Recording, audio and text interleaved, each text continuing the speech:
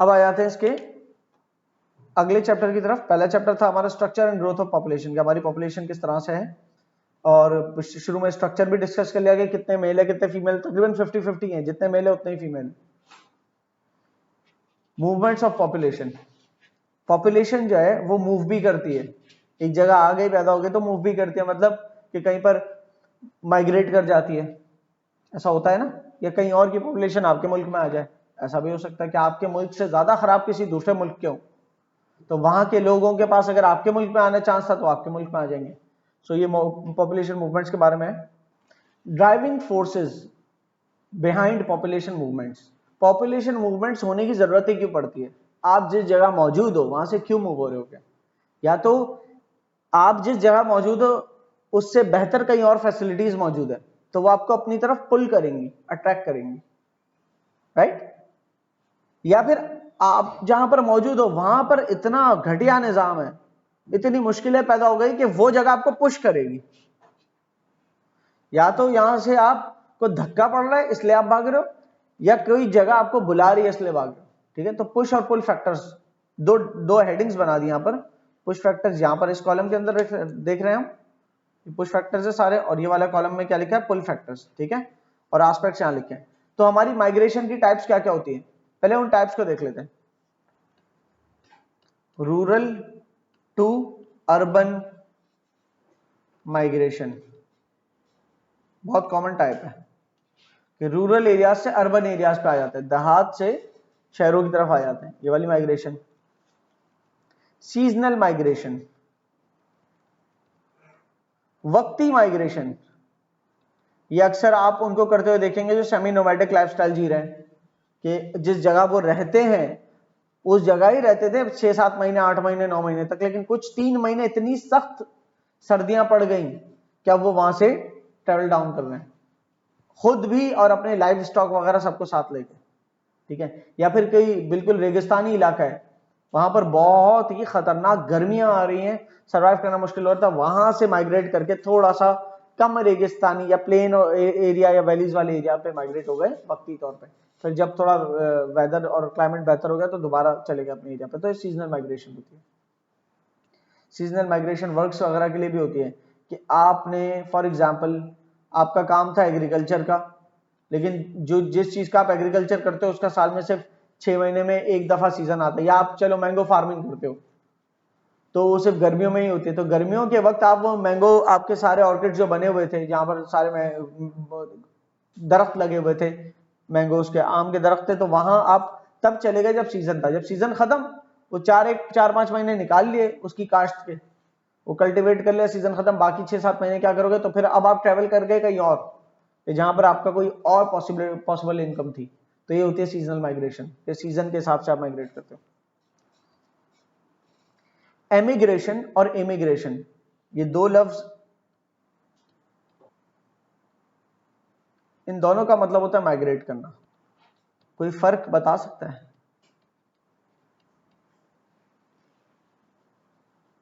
इसमें ना एक का मतलब है मुल्क छोड़ के जाना या शहर छोड़ के जाना या जगह छोड़ के जाना, ठीक है ना, और एक का मतलब है किसी मुल्क में जगह में या शहर में आना। तो एक का मतलब है कहीं से जाना और एक का मतलब है कहीं पर आना। बताओ इमिग्रेशन और इमिग्रेशन में किसका क्या मतलब हो सकता है? इमिग्रेशन कह रहा है जाना होगा और इमिग्रेशन मतलब आना होगा, उल्टा, इमिग्रेशन का मतलब जाना और इमिग्रेशन का मतलब आना। आप क्यों कह रहे हो इमिग्रेशन का मतलब जाना? कोई लॉजिक है? एग्जिट, एक्सपोर्ट, इंपोर्ट, यूं ध्यान में रखना, ठीक है। इमिग्रेशन मतलब एग्जिट लेना, जाना, किसी मुल्क से एक्सपोर्ट हो जाना, किसी जगह से एक्सपोर्ट हो जाना। तो एमिग्रेट होना मतलब अपना मुल्क छोड़ के जाना, इमिग्रेट होना कहीं पर आना। तो एक इंसान जो अपना मुल्क छोड़ के कहीं पर जाते हुए ये दोनों चीजें कर रहा होता है, एक्चुअली वो अपने मुल्क से जब जा रहा होता है तो एमिग्रेट हो रहा होता है, और किसी मुल्क में जब आ रहा होता है तो इमिग्रेट हो रहा होता है। क्लियर है? और टेक्निकली स्पीकिंग कि जब आप एयरपोर्ट पे होते हो तो एक काउंटर होता है जिसको कहते हैं इमिग्रेशन, वो दोनों मुल्क में होता है। आप अपना मुल्क छोड़ के जा रहे हो, वो भी इमिग्रेशन काउंटर से गुजर के जाओगे, दूसरे किसी मुल्क में दाखिल हो रहे हो तब भी इमिग्रेशन काउंटर से दाखिल होगे।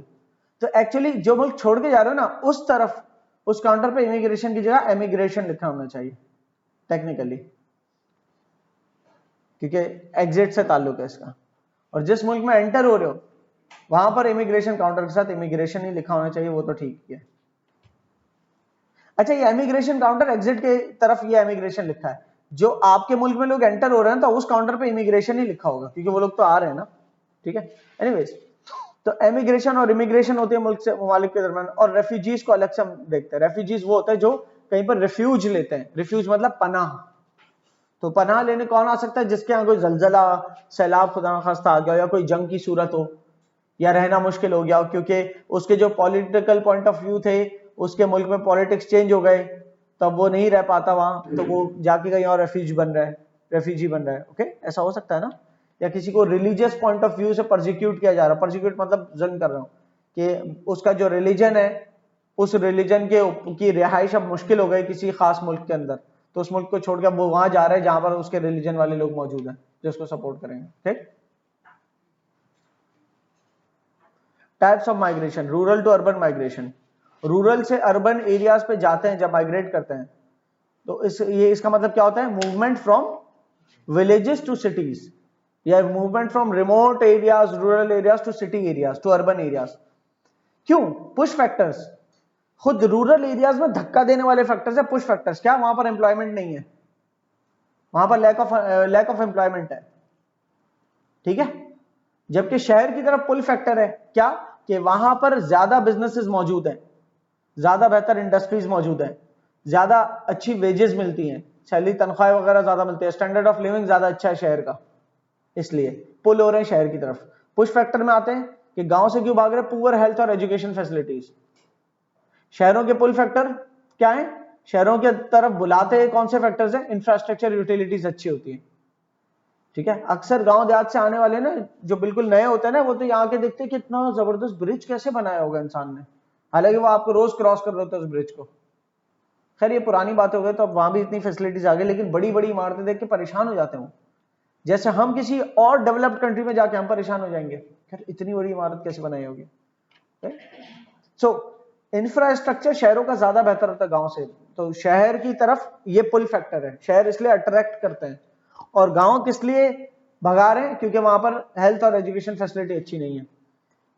अच्छा, इसके अलावा कोई सीजन ऐसा चला गया जब एग्रीकल्चर ही नहीं हुआ, एक ले दे के एग्रीकल्चर तो था गांव में, वो भी नहीं हुआ, तो बोरिया बिस्तरा बांध के भागेंगे कि अब कमाने के जराए ढूंढे, कहाँ माइग्रेट करेंगे?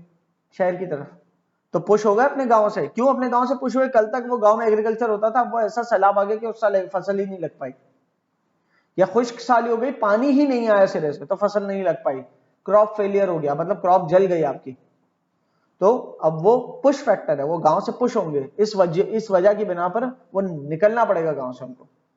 कोई नेचुरल डिजास्टर आ गया, फ्लड, ड्रॉट्स वगैरह, ठीक है। फॉर एग्जाम्पल हमारे यहाँ जैसे एक बॉय है शहबाज, तो उसका गांव मेड़ सिंध के अंदर है, डाडू के उसमें आता है, रीजन में आता है।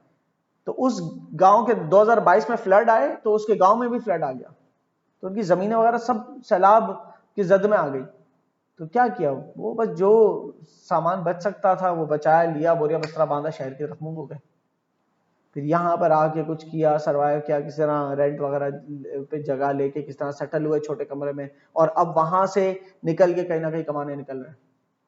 वरना वहां पर इनका स्कूल था, गांव के हिसाब से था, लेकिन था, कुछ ना कुछ थी फैसिलिटीज, तो इस वजह से कुछ रुके टिके हुए थे। अब तो सब तबाह हो गया अगर, तो वहां से निकल आए। कब तक के लिए? जब तक वो रीडेवलप नहीं हो जाता, लेकिन उसके रीडेवलप होने के बाद भी शायद ये वापस ना जाए, कि यहां पर अगर अच्छी अर्निंग अपॉर्चुनिटीज मिल जाए तो। क्लियर? एनीवेज, सीजनल माइग्रेशन के ऊपर आ जाते हैं। सीजनल, देखो पहला कॉलम जो है ना पुश फैक्टर्स को लेकर है, कि जिस जगह मौजूद हो वहां से क्यों भाग रहे हो, और जिस जगह जा रहे हो वहां पर क्यों जा रहे हो, तो उस जगह पर पुल फैक्टर्स होंगे और यहां से पुश फैक्टर्स होंगे। क्लियर हो रही है बात? सीजनल माइग्रेशन, कि जिस जगह मौजूद थे, अगर वो रूरल एरिया था, रिमोट एरिया था, वहां पर खुश्की आ गई या फ्लड आ गया, या तो खुश्क साली हो गई कि पानी ही नहीं मिला क्रॉप्स को देने के लिए, या सैलाब आ गया, दोनों सूरतों में क्रॉप फेल हो जाएगी। क्रॉप फेल हो गई तो कमाई के जरिए बंद, तो पुश फैक्टर है, कहां जाएंगे, शहरों में।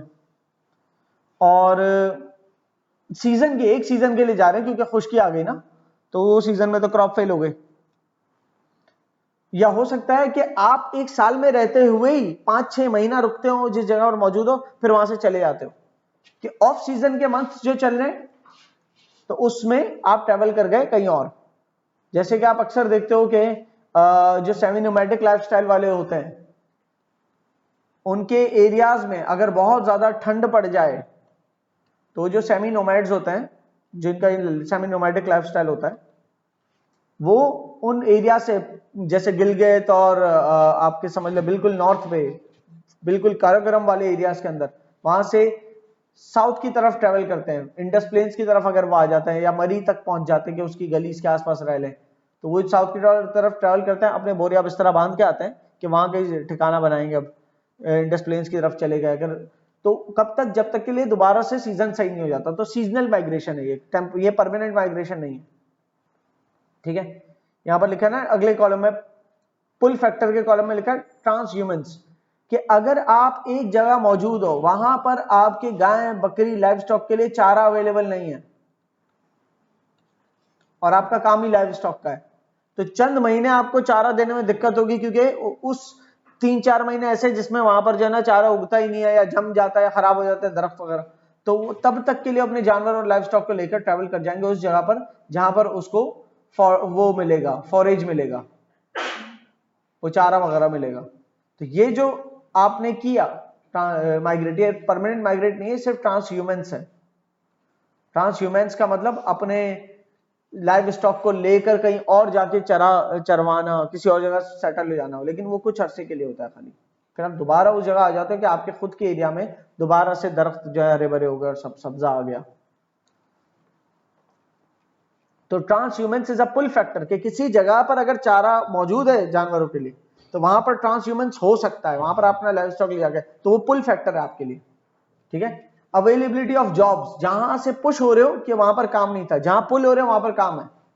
फॉर एग्जाम्पल बकरीद में कसाई जो है वो सीजनल माइग्रेशन करते हैं, वो आ जाते हैं शहरों की तरफ अपने गांवों से, क्यों, क्योंकि वो शहरों में क्यों अट्रैक्ट हो रहे हैं, क्योंकि सीजनल जॉब मिल गई उनको, यहां पर शहरों में उनको जॉब्स मिल गई तो अपने गांव छोड़ के आ गए, सीजनल माइग्रेशन में आ गए।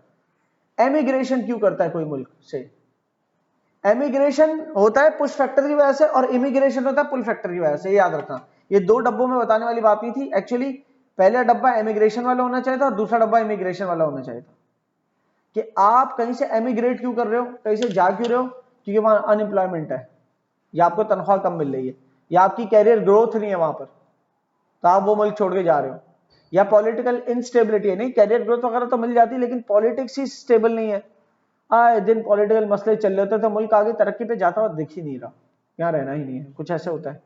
फिर सिक्योरिटी कंसर्न्स, आए दिन को सिक्योरिटी कंसर्न्स अगर रहते हैं कि नहीं यार यहाँ पर एक सिक्योर लिविंग नहीं कर सकते, यहाँ पर गेट खुला नहीं छोड़ सकते, यहाँ पर बच्चों को खेलने के खिलाने के लिए मैदानों में या पार्क्स वगैरह नहीं ले जा सकते, तो लिविंग स्टैंडर्ड बहुत नीचे है यहाँ पर, तो इसलिए हम मूव आउट हो रहे हैं, इमिग्रेट हो रहे हैं, तो ये वजह हो सकती है इमिग्रेशन।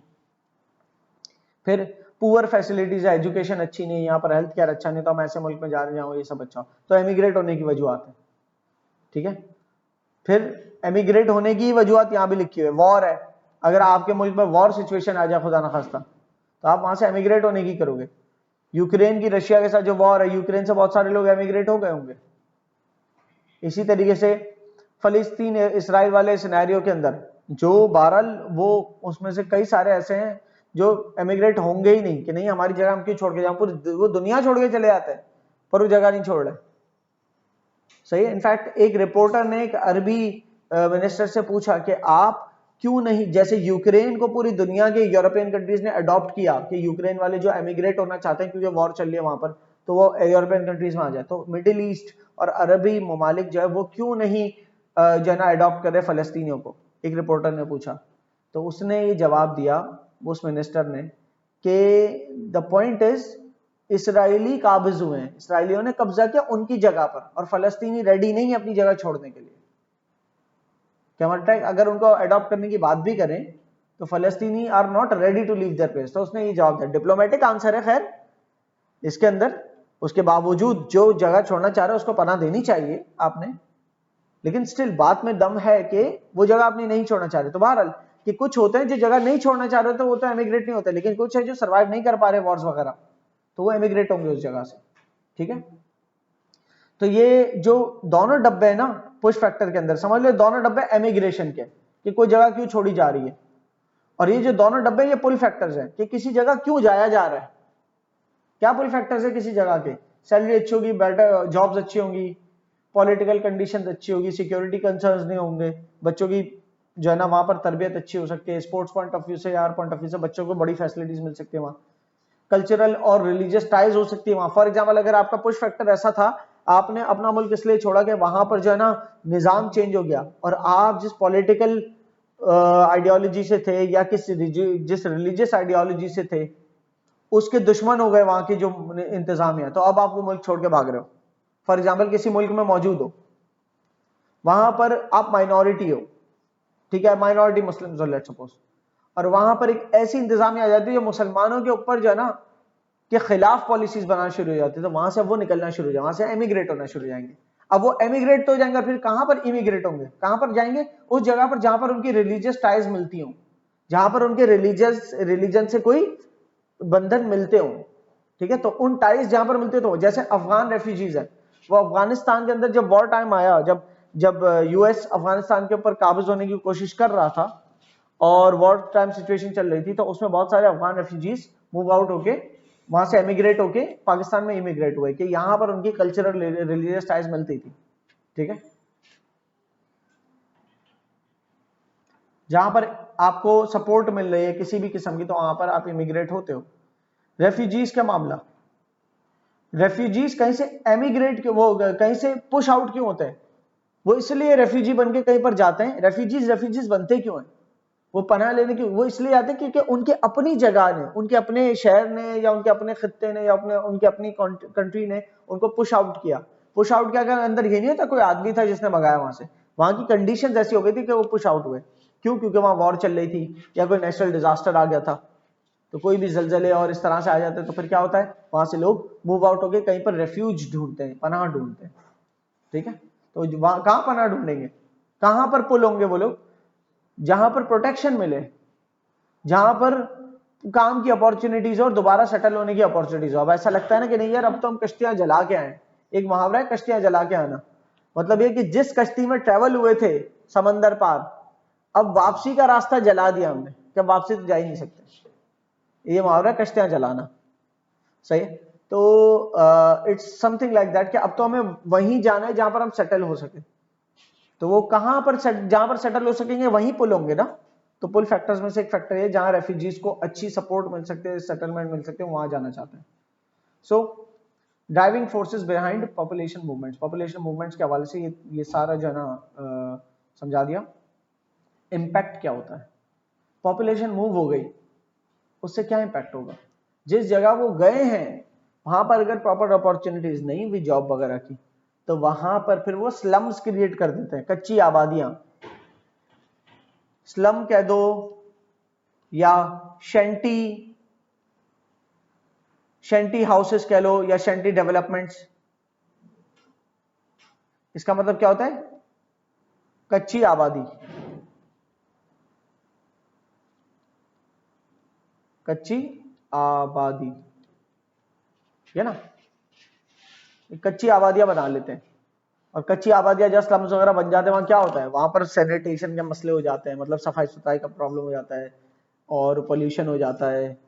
ठीक है, फिर उनको अगर प्रॉपर वर्क नहीं मिलेगा तो भीख मांगना शुरू हो जाएंगे, बैगर्स बन जाते हैं, फिर क्राइम रेट भी बढ़ जाता है ऐसे ऐसे करके कि बिल्कुल अगर भीख में भी कुछ नहीं मिल रहा है तो फिर वो क्रिमिनल्स बन जाते हैं। सो शहरी आबादी जो है पहले से जो वहां मौजूद है उसके लिए बहुत इनकन्वीनियंट हो जाता है वो सारा मैटर। ठीक है, इनकन्वीनियंट हो जाता है।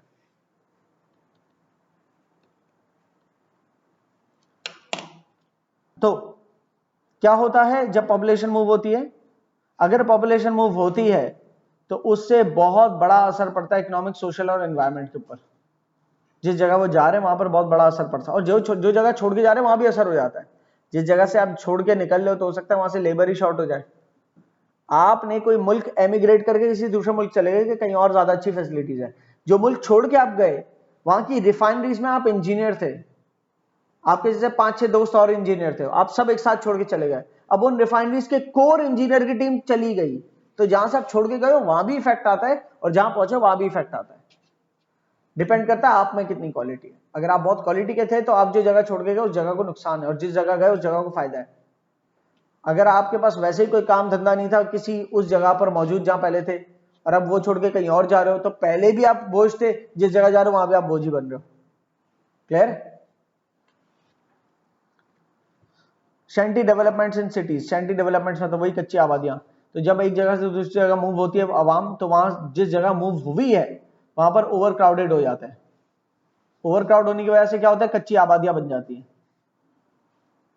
फिर poor sanitation, lack of clean water, inadequate housing. Inadequate का मतलब गैर मुनासिब, एडिक्वेट का मतलब, हाँ एडिक्वेट का मतलब होता है मुनासिब, सूटेबल, तो इनएडिक्वेट का मतलब गैर मुनासिब। तो अनसूटेबल लिविंग क्रिएट हो जाती है, रोडों के दरमियान के फुटपाथ देखे वहां पर टेंट बिछा लिया, इस तरह से करके कच्ची आबादियां बन जाती हैं। तो फिर क्या होता है, जिस शहर में आप गए हो वहां पर अनएम्प्लॉयमेंट बढ़ जाती है। अनएम्प्लॉयमेंट कैसे बढ़ती है, जिस शहर में आप गए, मिसाल के तौर पे उस शहर में पहले थे टोटल, मिसाल के तौर पे कराची की बात कर लेते हैं, कराची में 20 मिलियन की आबादी, मतलब 2 करोड़ की आबादी। अब 2 करोड़ की आबादी में से मिसाल के तौर पे 10 लाख जॉबलेस हो, तो 10 लाख होता है 1 मिलियन और 2 करोड़ होता है 20 मिलियन, ठीक है ना। तो बनता है 5%। 5% क्या है, अनएम्प्लॉयमेंट। अनएम्प्लॉयमेंट। अब उस जगह पर 10 लाख की जगह क्या हुआ, आबादी 2 करोड़ की जगह हो गई, लोग माइग्रेट करके आए, 20 मिलियन की जगह पर आबादी हो गई 22 मिलियन, 20 मिलियन से 22 मिलियन पे पहुंच गई, 2 मिलियन से इजाफा, 20 लाख से इजाफा हो गया आबादी में। और वो जो 20 लाख की आबादी में इजाफा हुआ है ना, उनको जॉब्स नहीं मिली, तो ऊपर जॉबलेस हो गया 3 million. 3/22, this will be a very high percentage, ठीक है। ये तकरीबन आप समझ लो 10% से भी ऊपर है अनएम्प्लॉयमेंट, ये तकरीबन 15% कह दोगे अनएम्प्लॉयमेंट हो गई। तो कहां 5% अनएम्प्लॉयमेंट थी, अब 15% हो गए, क्योंकि अब जो आए ना माइग्रेट करके, सपोजिंग उनमें से किसी को भी जॉब नहीं मिली, तो सारे जॉबलेस में काउंट हो गए ना, 1 से 3 पे चले गए, सही है। सो अनएम्प्लॉयमेंट बढ़ जाती है उस इलाके की। और सोशल अनरेस्ट, क्राइम रेट बढ़ जाए, जब अनएम्प्लॉयमेंट बढ़ती है तो क्राइम रेट बढ़ता है, कुछ नहीं मिलेगा कमाई की जरा, तो जाहिर है चोरियां करके सरवाइव करेंगे, तो इससे सोशल अनरेस्ट बढ़ जाता है, फिर लिविंग मुश्किल हो जाती है। फिर आप कहते हो सिक्योरिटी कंसर्न्स आ गए, और सिक्योरिटी कंसर्न समझते हुए जो कल तक जो शहरी थे ना, जो स्किल्ड भी थे, अब वो भी जगह छोड़ के जा रहे हैं, तो अब जब वो जगह छोड़ के चले जाएंगे तो वहां पर कौन ले जाएंगे फिर, जो माइग्रेट हो गया है वो। खैर सब 100% ऐसा नहीं होता, गवर्नमेंट भी एक्टिव होती है, पुलिस का निजाम भी एक्टिव होता है, उनके लिए भी एक टॉलरेबल मार्जिन होता है, उस मार्जिन से बाहर बात जारी होती है तो फिर वो ऑपरेशंस करते हैं, फिर वो माइग्रेशंस को रोकते हैं, फिर वो जो जहां से आता है उनको वापस भेजते हैं। जैसे बीच में हमारी हुकूमत ने अफगान रेफ्यूजीज जो आए हुए थे उनको वापस भेजा, क्या अफगानिस्तान के शनाख्ती कार्ड के साथ जो है, जो पाकिस्तान की शनाख्ती कार्ड के साथ नहीं, वो वापस जो है ना तोरखम क्रॉस करे और अफगानिस्तान जाए। वो क्यों किया था, बिकॉज वो रेफ्यूजीज बहुत सारे बढ़ गए थे। फिर पॉलिटिकल पॉइंट ऑफ व्यू भी होता है कि इससे पहले पिछली हुकूमत थी वो अफगान रेफ्यूजीज को सपोर्ट कर रही थी कि अफगान रेफ्यूजीज आए, उनको भी कोई ना कोई, जो आए हुए हैं ऑलरेडी उनको कोई ना कोई फैसिलिटी देंगे। लेकिन जो नेक्स्ट हुकूमत आई तो उसने देखा नहीं है पाकिस्तान की रिसोर्सेज इतनी नहीं है कि इस आबादी को हम कंट्रोल कर पाए, तो आप वापस जाए अपने मुल्क, उनका ये हो गया मामला। Tent cities, temporary settlements create हो जाती हैं, जब पॉपुलेशन मूवमेंट होती है तो फिर टेंट, पूरे पूरे टेंट के शहर बन जाता है, ये समझो ये बिल्कुल मैदान है एंड एंड तक, तो वहां पर टेंट पूरे भरमार लगा दी टेंट होगी, क्यों, रेफ्यूज देने के लिए। कोई माइग्रेट हुआ है अपने इलाके गांव वगैरह को छोड़ के, क्योंकि वहां सैलाब आया था, तो वहां से माइग्रेट हुए ना, तो अब इतनी इंसानियत तो बनती है शहरी के जो एम्प्टी इलाके वहां पर टेंट्स के जरिए उनको रिहाइश टेम्पररी तो फराम करें, पर देखा देखी वो टेम्पररी रिहाइश जो है परमानेंट में कन्वर्ट होने लगती है कि अब वो वापस जाना ही नहीं चाह रहे, सही है। क्योंकि अब अगर पानी उतर भी गया सैलाब का, तो अब आप जाके दोबारा अपना काम कर सकते हैं, लेकिन वो कहते हैं अब कहां से स्टार्ट करना, मतलब सब कुछ जो सारी रिसोर्सेज थे, ट्रैक्टर थे वो डूब गए, भैंसे डूब गई, जमीन सारी हमें तो पता भी, तो मार्क भी नहीं कर पाएंगे कि कहाँ था हमारा घर, कहाँ थी जमीन, तो उनके लिए मुश्किलात तो हो जाएंगी ना। सो बहरहाल फिर टेंट सिटीज जो बन जाते हैं वो वहीं पर रिहाइश पजीर हो जाते हैं सब, और वो होती है शहरों में, और शहरों पे फिर वो बर्डन बढ़ जाता है। आप अगर ये सौराब रोड से कराची के रोड से M9 का रूट फॉलो करेंगे तो आपको सीधे उल्टे हाथ पे कहीं ना कहीं टेंट सिटीज मिलेंगी, और टेंट लगे हुए मिलेंगे बहुत सारे। अब तो खैर बहुत सारे क्लियर आउट कर दिए हैं, और वो क्यों होंगे, क्यों बन जाते टेंट सिटीज, वो उस टाइम बन जाती जब जो अपने इलाकों को छोड़ के आए थे, इसलिए छोड़ के आए थे कि सैलाब वगैरह, तब तो अलाउ कर दिया, लेकिन वो अलाउ होने के बाद भी एक मुद्दत होती है, उस मुद्दत को क्रॉस होने के बाद भी अगर वो वहां मौजूद है तो हुकूमत ऑपरेशन करते हैं कि दोबारा आप अपने इलाकों में जाएं। तो टेंट सिटीज वगैरह जहां बन जाती है तो वहां पर क्या होस्ट कम्युनिटीज के ऊपर स्ट्रेन आ जाता है, बर्डन आ जाता है। होस्ट कम्युनिटी कौन, जो होस्ट मेजबान बनी हुई है, जो शहर मेजबान बना है ना, कि जो अलाउ कर रहा है कि वहां पर रेफ्यूजीज आके रह ले, ठहर ले, क्योंकि उनके इलाकों में वॉर हो रही है, या उनके इलाकों में हालात खराब है, या उनके इलाकों में जलजले आए हुए हैं, तो वो रेफ्यूजी कैंप्स लगा देते। तो ये जो लगवा के दे रहे रेफ्यूजी कैंप्स, तो उस शहर के अंदर बर्डन बन गया। सही है। वो बर्डन कब नहीं होता कि वो जो आए थे सारे, वो अब उस जगह पर आके काम करना शुरू हो गए। जब वो काम करना शुरू हो गए तो बर्डन फील थोड़ी होंगे, वहां से एग्जिट लेके आ गए अपने गांव वगैरह से, और यहाँ पर आके सारे कोई ना कोई काम में मशगूल हो गए, फार्मिंग करना शुरू हो गए, कैटल फार्मिंग शुरू हो गए, कि कहीं पर जॉब मिल रही है वहां जॉब कर रहे हैं, कहीं पर सफाई का काम मिला है सफाई कर रहे हैं, कहीं पर कोई कंस्ट्रक्शन वर्क मिला कर रहे हैं। अगर यहाँ ज्वाइन करें फिर वो बर्डन नहीं कहलाएंगे ना। बर्डन ही वो तब हो जाता है कि जब उनके आने की वजह से बैगर्स बढ़ जाते हैं या क्राइम रेट बढ़ जाता है। फिर ये एक बड़ा चक्कर है, जब पॉपुलेशन मूवमेंट होती है तो जरूरी नहीं है जहां वो मूव हो रही है सिर्फ वहां मसाइल पैदा हो रहे हैं, जहां से वो मूव हो रही है वहां भी मसाइल पैदा हो रहे हैं। हो सकता है किसी जगह की कोर वर्किंग पॉपुलेशन मूव हो जाए कहीं और, तो उस जगह पर कौन रह जाएंगे, बच्चे बूढ़े, वर्किंग एज वाले निकल गए, तो जिस जगह से वो निकल गए उस जगह पर शॉर्टेज ऑफ लेबर हो गया। जब वहां शॉर्टेज ऑफ लेबर हो गया तो वहां जो फैसिलिटीज थी, वहां जो एग्रीकल्चर था, वो कौन करेगा, वो रुक जाएगा। और वहां पर अगर कोई हॉस्पिटल्स और स्कूल्स थे तो वो भी शायद बंद हो जाए, कि ज्यादातर तो लोग यहाँ से जा चुके, तो अब ये क्या फायदा है स्कूल का, स्कूल तो चलेगा ही नहीं, बहुत कम बच्चे अब तो पढ़ना, तो वो स्कूल ही बंद हो गया, तो जो चंद बच्चे आते थे पढ़ने वो भी नहीं पढ़ पा रहे बेचारे। सही, तो उस जगह पर डीपॉपुलेशन हो जाती है जहां से लोग एमिग्रेट करते हैं। तो हमने देख लिया कि पॉपुलेशन मूवमेंट के अंदर एक जगह से दूसरी जगह माइग्रेट करते हैं लोग, कोई भी वजह से, सीजनल हो सकती है या परमानेंट माइग्रेशन हो सकती है, रेफ्यूजी बन के जाने, जो भी है माइग्रेट हो रहे हैं, तो फिर उसकी बदौलत उस जगह पर जहां पर वो माइग्रेट हो रहे हैं कई सारे प्रॉब्लम्स आ सकते हैं, क्योंकि वहां की रिसोर्सेज जो है उसके ऊपर बर्डन बन सकता है पूरा। अब उन प्रॉब्लम्स को सॉल्व कैसे किया जाए, जो प्रॉब्लम्स हमने देख ली शहर के ऊपर आ सकती हैं, जो प्रॉब्लम्स वो कैसे सॉल्व हो सकती है। तो माइग्रेंट्स कहीं पर आ रहे हैं तो उनकी वजह से प्रॉब्लम्स क्रिएट हो रही है, उन प्रॉब्लम्स को कैसे सॉल्व किया जा सकता है, तो सेल्फ हेल्प स्कीम्स के जरिए। वो जो कम्युनिटीज जाके बिल्डअप हुई है ना, वो कोई सेल्फ हेल्प स्कीम क्रिएट करें। इसका मतलब अपनी मदद आप, सेल्फ हेल्प, कि वो जो सारे टेंट्स वगैरह बना के उन्होंने रिहाइश बनाई है वो अपने गांव को छोड़ के आए, अगर तो हो सकता है पैसा लेके आए हो, जरूरी थोड़ी है कि सारे वो किसान ही आए होंगे, किसान हो सकता है जमींदार आए हो कुछ साथ, तो कुछ ना कुछ वसाइल होंगे उनके पास, वो लेके आए होंगे, तो सब ने अपने वसाइल कंबाइन करके जिस जगह वो रहना शुरू हुए तो वहां पर थोड़े पक्के, छोटे छोटे पक्के मकान बना दिए। ये होती है सेल्फ हेल्प स्कीम।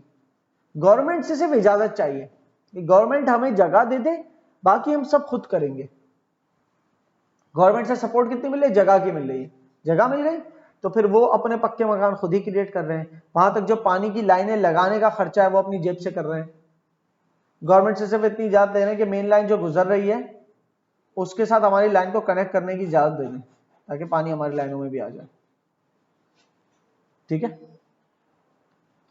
इसी तरीके से एनजीओज भी इनकी सपोर्ट करते हैं, फिर जो नॉन गवर्नमेंटल इदारे होते हैं ना, जो फंड्स वगैरह पे चलते हैं, वो भी फिर आगे आके कहते हैं ठीक है हम आपकी सपोर्ट करते हैं। ये होती है सेल्फ हेल्प स्कीम, जिसमें गवर्नमेंट की तरफ से ये सपोर्ट होती है कि वो इजाजत दे देती है, छोटी मोटी फैसिलिटीज दे देती है, बाकी सब अपनी मदद आप करते हैं। कि वो सारों ने मिलकर फिर का बिजली का क्या करें, तो मिलकर सोलर पैनल का कोई सिस्टम बना दिया कि एटलीस्ट सबके, हाँ, एक एक पंखा और एक एक बत्ती तो जल जाए। ठीक है, खाने पीने पकाने का निजाम किया तो गैस की लाइनों की परमिशन गवर्नमेंट से ले लिया, अगर गवर्नमेंट अलाउ नहीं करती तो सबके घरों में गैस के सिलेंडर एटलीस्ट वो कर रही है कि अब गैस के सिलेंडर्स रख लेते हैं, फिर हर घर में से कोई ना कोई जाहिर है कुछ कमाने निकलेगा, जब कमा के आएगा तो गैस के सिलेंडर भी भरवा के आ सकता है वो, ठीक है। तो इस तरह से करके कुछ हाउसिंग स्कीम्स बन सकती है। तो ये क्या, ये एक सोल्यूशन है इसका, जो माइग्रेशन करके आ रहे हैं तो उसकी वजह से कोई प्रॉब्लम्स कॉज कर रहे होंगे ना, तो उन सब में अकल आ जाए कि हम साथ मिलके अगर कुछ बेहतर कर सकते हैं तो हो सकता है, वरना यहां से हमें शहर से निकाल दिया जाएगा अगर हम नहीं करते तो। सेल्फ हेल्प स्कीम्स की तरफ जाते हैं, क्लियर है।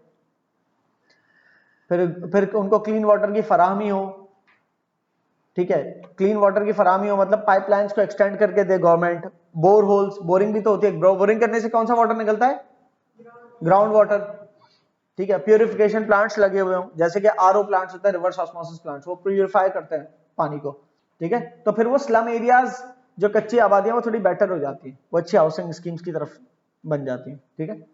पर इसके साथ रिस्क क्या है, ये हर डब्बे के अगला दूसरी तरफ रिस्क है। For example self help scheme बना तो लिया आपने कि community driven housing projects, community driven मतलब जो कम्युनिटी आई है सेटल होने, उन्होंने अपने वसाइल को जोड़ के हाउसिंग प्रोजेक्ट बनाया, पूरा एक बड़ी सी जगह के अंदर एक जैसे कुछ हाउसेस बना लिए, किससे, गवर्नमेंट और एनजीओ की सपोर्ट के जरिए, जिसकी एक मिसाल है खुदा की बस्ती कराची में, औरंगी टाउन के अंदर भी हाउसिंग स्कीम है, वो भी मिसाल है, और बहुत सारी होंगी सेल्फ हेल्प स्कीम थोड़ी थोड़ी छोटी छोटी अपनी जगहों पर।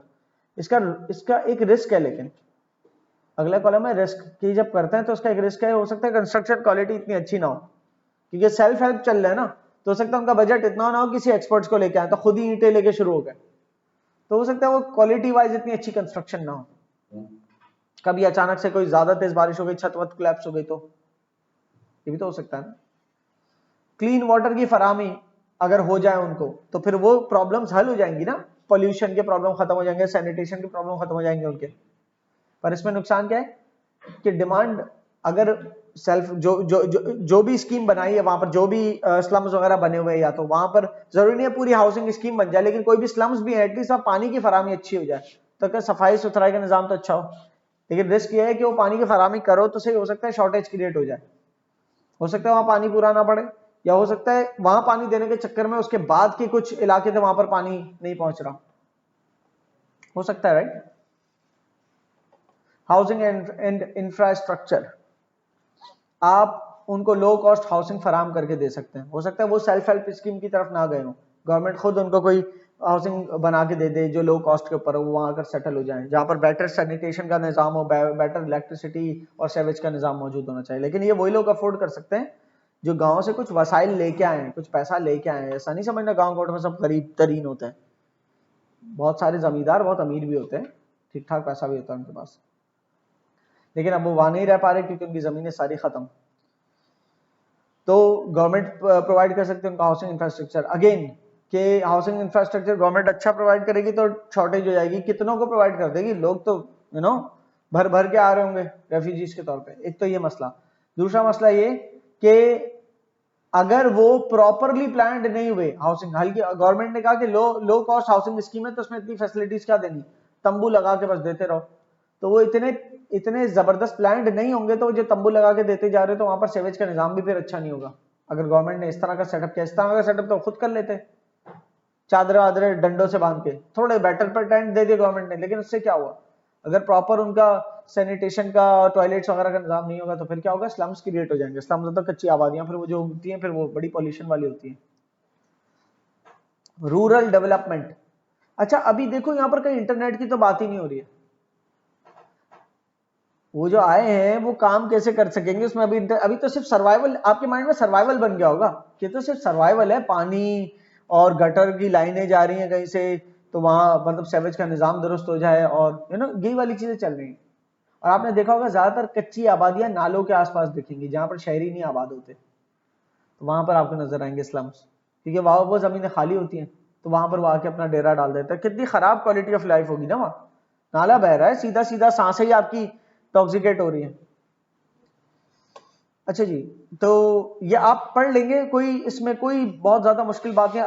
अर्बन प्लानिंग ये सॉल्यूशन वाला डब्बा है, लेकिन उसमें रिस्क क्या है, अर्बन प्लानिंग, आप जो कोई माइग्रेट होके आ रहा है उसको सस्टेन कर सके आपका शहर, तो आपके शहर में आप फैसिलिटीज को बढ़ाएं, रोड्स को बढ़ाएं, आपके शहर में बिजली की तारें और दूर दूर तक चली जाएं, पानी की लाइनें और दूर दूर तक चली जाएं, ये सब करना, और वर्टिकल स्ट्रक्चर बनाना कि बिल्डिंगें बना दें तो एक ही जगह पर ज्यादा फ्लोर्स होंगे तो ज्यादा लोग सेटल हो जाए, तो ये अर्बन प्लानिंग कहलाती है। अर्बन प्लानिंग करे ताकि लोग जो माइग्रेट हो रहे हैं उनको रहने की जगह मिल जाए अगर, लेकिन इसको सबको करने के लिए बहुत ज्यादा कॉस्ट चाहिए होती है, एक रिस्क तो ये है।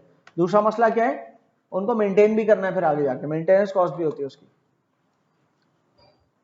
Self help schemes or community driven initiative से ऊपर बात की हमने, तो उसी को यहाँ डिफाइन कर रहा है सेल्फ हेल्प स्कीम्स को, कि ये स्कीम्स जो है ज्यादा गवर्नमेंट से पूरी की पूरी गवर्नमेंट के बना हुए नहीं होते स्ट्रक्चर्स, ये सेल्फ हेल्प होते हैं। फॉर एग्जांपल बहुत सारी कम्युनिटीज के अंदर सेल्फ हेल्प स्कीम्स चल रही होती है, और हाउसिंग के लिए जरूरी नहीं है, सिर्फ पानी की लाइन लेके आनी है तो कम्युनिटी ने मिलकर खर्चा कर लिया, रोड्स बनानी है कम्युनिटी ने मिलकर खर्चा कर लिया, या किसी जगह को सिक्योर करना है तो वहां पर जो बैरियर्स लगाना है तो कम्युनिटी के एक पूरा ग्रुप मिलके उस पूरी उन तमाम इनसिक्योर गलियों में बैरियर्स लगा दिए। इस तरह से होता है कि राशन की तकसीम वगैरह है, जैसे हम अपने इलाके में देखते हैं कि जीएमए जो है वो राशन की तकसीम के अंदर सब्सिडाइज्ड रेट्स के ऊपर रमजान में या रमजान के अलावा पूरे साल जो है कम रेट्स के ऊपर राशन फराम करती है, सो दैट जो मतलब लोग हैं वो महंगाई की वजह से जिनके लिए मुश्किलात पैदा हो रही है तो मुश्किलात कम हो जाए उनके लिए, राइट। सो ये सेल्फ हेल्प होती है, उसमें गवर्नमेंट सपोर्ट नहीं है कोई, ज्यादा इतनी है कि आपको सिक्योरिटी दे दी, एक पुलिस की गाड़ी साथ खड़ी कर दी, कुछ उल्टा ना हो, और जगह फराम कर दी कि आप यहाँ रह के काम कर सकते हो, ठीक है। तो गवर्नमेंट से आज हमारे मुल्क के अंदर ये है कि गवर्नमेंट से कम्युनिटी सिर्फ इतना मांगते हैं हमें जगह मिल जाए, सिक्योरिटी मिल जाए, बाकी हम सब खुद ही सेल्फ हेल्प कर लेंगे। ज्यादातर हमारे यहाँ जो काम गवर्नमेंट का अब जो हो रहा है वो एनजीओज कर रही होती है।